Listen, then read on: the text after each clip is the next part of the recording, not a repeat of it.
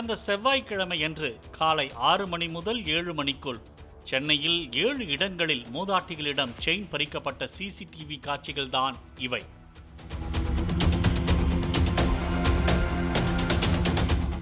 அந்த கொடூர கொள்ளையர்களை பிடிக்க போலீசார் தனிப்படை அமைத்து களத்தில் இறங்கினர்.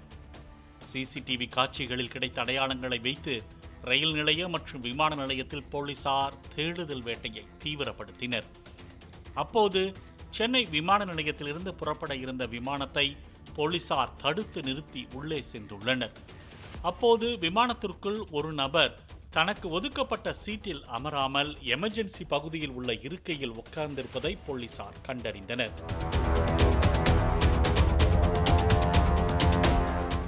மேலும் சிசிடிவி காட்சியில் கொள்ளையன் வலது கையில் கருப்பு நிற கயிறு அணிந்திருந்ததையும் வெள்ளை நிற ஷூ அணிந்திருந்ததையும் வைத்து அந்த நபரை போலீசார் பிடித்துள்ளனர். விசாரணையில் அந்த நபர் ஈரானிய கொள்ளை கும்பலை சேர்ந்த 19 வயதான மேசாம் என்பதும் அவர் ஹைதராபாத் செல்ல முயன்றதும் தெரிய வந்துள்ளது. கொள்ளையின் கையில் டிஃபன் பாக்ஸ் வைத்திருந்ததை போலீசார் கண்டறிந்த நிலையில் மேசாமிற்கு 6 மாதங்களுக்கு முன்பு திருமணம் நடந்ததும் மனைவி ஆசையாய் உணவு சமைத்து கொள்ளையடிக்க சென்ற கணவனுக்கு உணவை டிஃபன் பாக்ஸில் கொடுத்து விட்டதும் தெரிய வந்துள்ளது.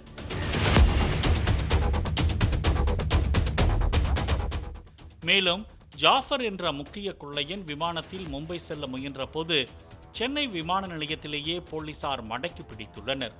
போலீசார் இருவரிடமும் நடத்திய விசாரணையில் சல்மான் என்ற மற்றொரு திருடன் கொள்ளையடித்த நகைகளை எடுத்துக்கொண்டு மும்பை செல்ல முயன்றது தெரிய வந்துள்ளது. உடனே சல்மானின் போட்டோவை கைப்பற்றிய போலீசார் சென்னை சென்ட்ரல் ரயில் நிலைய போலீசாருக்கு தகவல் தெரிவித்தனர். சிசிடிவி காட்சிகளை வைத்து பச்சை நிற டி-ஷர்ட் அணிந்த சல்மான் ரயிலில் ஏறியதை கண்டறிந்தனர்.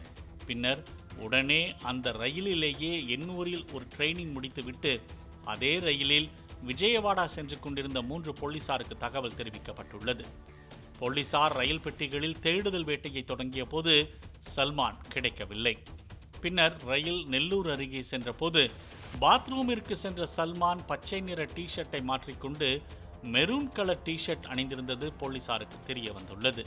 உடனே பையில் கொள்ளையடித்த 25 சவரன் நகைகளுடன் இருந்த சல்மானை போலீசார் கைது செய்தனர். பின்னர் கொள்ளை கூட்ட தலைவனாக செயல்பட்ட ஜாஃபரை போலீசார் விசாரணைக்கு தரமணி ரயில் நிலையத்திற்கு அழைத்து சென்ற போது தான் வைத்திருந்த துப்பாக்கியால் போலீசாரை சுட முயன்றதாகவும் தற்காத்துக் கொள்ள போலீசார் ஜாஃபரை என்கவுண்டர் செய்ததாக போலீசார் தெரிவித்துள்ளனர். இந்தியா முழுவதும் 150 வழக்குகள் வைத்திருந்த ஜாஃபரை தமிழக போலீசார் என்கவுண்டர் செய்த சம்பவம் மும்பையில் உள்ள ஈரானிய கொள்ளை கும்பலை நடுங்க வைத்துள்ளதாக கூறப்படுகிறது. மேலும் தங்களை யாரும் இவ்வளவு வேகத்தில் பிடித்ததில்லை எனவும் தமிழக போலீசாரை ஸ்பீட் போலீசார் என்று ஜாஃபர் இறப்பதற்கு முன்பு கூறியதாக போலீசார் தரப்பில் கூறப்படுகிறது.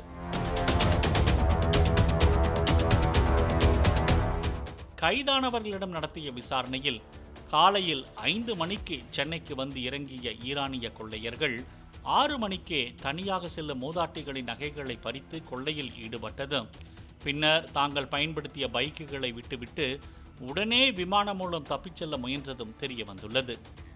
கொள்ளையடிப்பது, நகைகளை மும்பைக்கு எடுத்துச் செல்வது, அதனை உருக்கி பணமாக மாற்றுவது, பின்னர் கொள்ளையர்கள் மாட்டிக்கொண்டால் அவர்களை காப்பாற்ற வழக்கறிஞர்கள் என 5 குழுக்களாக செயல்பட்டு வந்ததும் தெரிய வந்துள்ளது.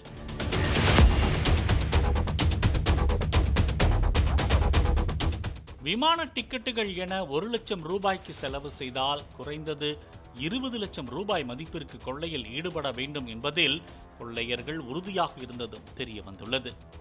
மேலும் ஒரு இடத்தில் கொள்ளையடித்து விட்டால் ஓராண்டிற்கு பின்புதான் மீண்டும் அதே இடத்தில் கொள்ளையடிப்பதை வழக்கமாக கொண்டுள்ளனர். ஆனால் கடந்த ஜனவரி மாதம் இந்த கும்பல் தாம்பரத்தில் கைவரிசை காட்டிவிட்டு தப்பிச் சென்றுள்ளனர்.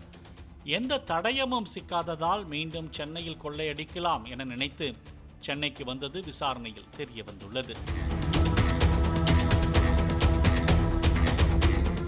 3 மாதங்களுக்கு முன்பு அம்புவிலி ரயில் நிலையத்தில் ஈரானிய கொள்ளையர்கள் செயின் பறிக்கும் போது ரயில்வே போலீசாரிடம் மாட்டிக்கொண்ட போது அவர்களை காப்பாற்ற ஈரானிய கொள்ளை கும்பல் ஒட்டுமொத்தமாக சேர்ந்து கற்களை வீசி தாக்குதல் நடத்தினர்.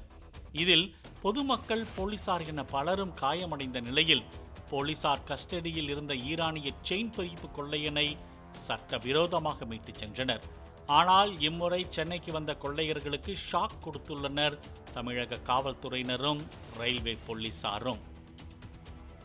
பிளே ஸ்டோர் மற்றும் ஆப் ஸ்டோரில் இருந்து பாலிமர் செயலியை QR கோடு மூலம் பதிவிறக்கம் செய்யுங்கள். செய்திகளை உடனுக்குடன் பெறுங்கள்.